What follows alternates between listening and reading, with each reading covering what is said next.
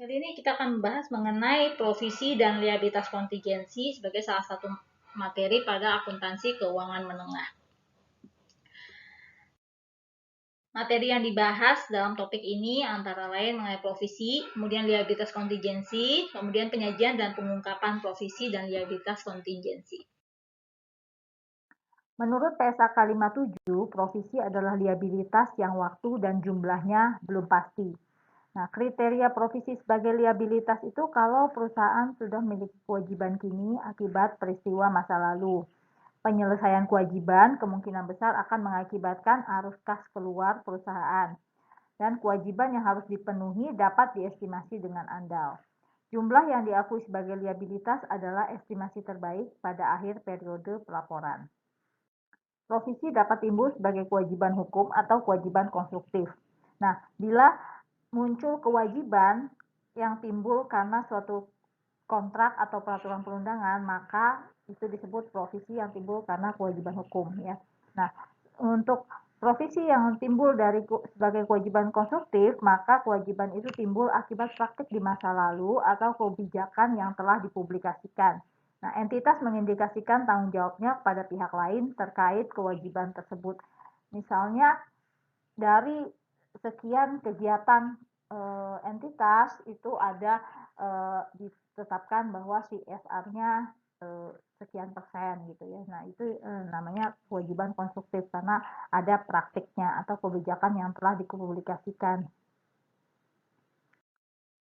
Contoh provisi itu pertama perkara pengadilan. Nah, apabila penyebab perkara telah diketahui sebelum akhir periode pelaporan, maka perusahaan harus mencatat debit kerugian perkara pengadilan dan kredit liabilitas perkara pengadilan. Jadi untuk ini jumlahnya sudah dapat diestimasikan dengan andal ya. Kemudian ada lagi garansi. Garansi itu diberikan sebagai janji kepada pelanggan. Nah, kemungkinan besar perusahaan akan mengeluarkan sumber daya atas biaya garansi.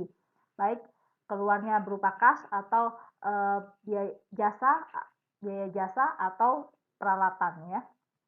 Nah, kemudian biaya yang dikeluarkan berdasarkan pengalaman masa lalu. Jurnal yang dicatat adalah dengan mendebit beban garansi dan mengkredit liabilitas garansi. Contoh provisi lainnya adalah kewajiban terkait lingkungan. Liabilitas diakui karena ada kewajiban terkait pelepasan aset, misalnya reklamasi bekas tambang, pembongkaran fasilitas produksi ya. Nah, jurnal yang dicatat adalah dengan mendebit aset dan mengkredit liabilitas lingkungan. Besarnya liabilitas sebesar estimasi nilai kini biaya pembongkaran. Kemudian aset tersebut didepresiasikan hingga waktu dibayarkan. Nah, contoh lainnya adalah restrukturisasi. Nah, PSAK 57 mensyaratkan provisi terkait restrukturisasi itu pertama entitas memiliki rencana formal yang rinci terkait restrukturisasi. Entitas akan mulai mengimplementasikan rencana restrukturisasi. Kemudian provisi restrukturisasi mencakup biaya langsung terkait restrukturisasi. Jurnal yang dicatat adalah dengan mendebit beban restrukturisasi dan mengkredit liabilitas restrukturisasi. Sekarang kita lihat ilustrasinya untuk provisi ya. Jadi sepanjang tahun 2021, PT Cempaka menjual 1.500 unit produk CCTV dengan harga Rp2 juta per unit. Setiap produk memiliki garansi 2 tahun. Berdasarkan pengalaman, biaya garansi per unit mencapai 5% dari harga jual. Biaya garansi yang dikeluarkan pada tahun 2021 berjumlah Rp24 juta. Buatlah jurnal untuk mencatat penjualan, beban garansi, dan kewajiban garansi.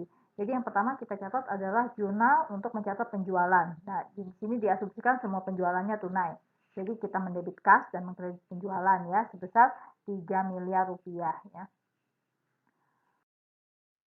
Kemudian kita juga mencatat jurnal untuk beban garansi yang sudah dikeluarkan. Jadi mendebit beban garansi sebesar Rp24 juta, kreditnya bisa kas, persediaan gitu ya, sebesar Rp24 juta juga. Kemudian kita mencatat jurnal untuk mencatat kewajiban garansi ya. Jurnalnya adalah mendebit beban garansi dan mengkredit liabilitas garansi sebesar Rp126 juta. Ini angkanya dari mana?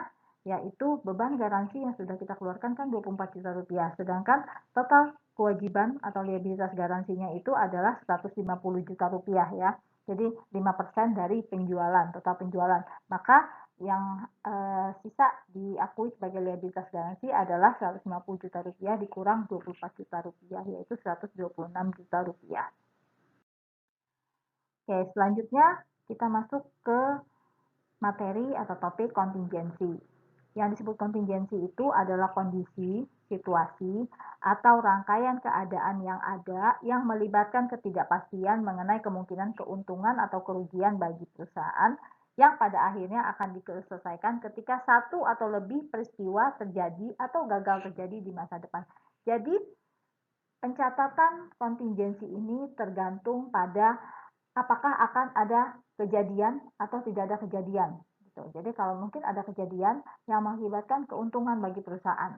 Nah, atau bila kejadian itu bisa dihindari akan mengakibatkan keuntungan bagi perusahaan, atau bila kejadian itu terjadi akan mengakibatkan kerugian bagi perusahaan gitu ya. Nah, tapi pre-existing condition-nya sudah ada gitu. Jadi ada kondisinya, tapi apakah akan mengakibatkan keuntungan atau kerugian bagi perusahaan itu tergantung ada peristiwa lain lagi yang terjadi atau tidak terjadi gitu ya. Nah, ketika kontingensi menimbulkan kewajiban, maka itu akan dicatat sebagai kewajiban kontingensi. Nah, sebaliknya jika kontingensi menimbulkan aset, maka akan dicatat sebagai aset kontingensi ya.